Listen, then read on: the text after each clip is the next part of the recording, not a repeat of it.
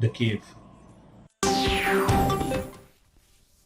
Rengkat bat kari barok kawai ke Meghalaya ru kala Rakhe ke National Handloom Day arajar apusau ha ususo tham auditorium ha kaba menteri ketenat Tan Jan ubak polling dok ulalong kum ukong san bat ke Dr. Anna Louise Mainel ke badai ke riu syampang hakikam Tan Jan ha ke pertai kala longkum ke kongsan bakirpang ha ke jingkren je ubak pol ulalong Padubla banjur halor gajinga trilang ban kentiau ya kasap Tan Jan jongki brio kani kathan badula kentu yikilong dien ban perthok bot ya ka nuksa jongki long shua hakani ka sngi la sakhi ka jing palai pai ba ya ka Meghalaya Textile Directory kam Textiles Atlas bat ya ka e-portal jong katnat bat ru ka jing pen ya ka rukam riam deki kena puli ka KL Bajoria College bat unong penwandur ya ki Jan uba Daniel Siem na lor kiwe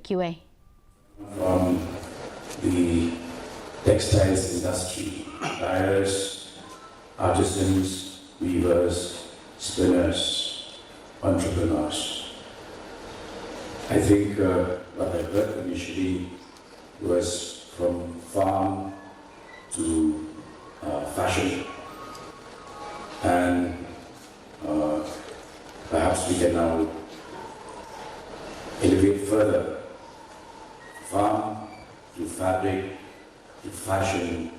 to far overseas.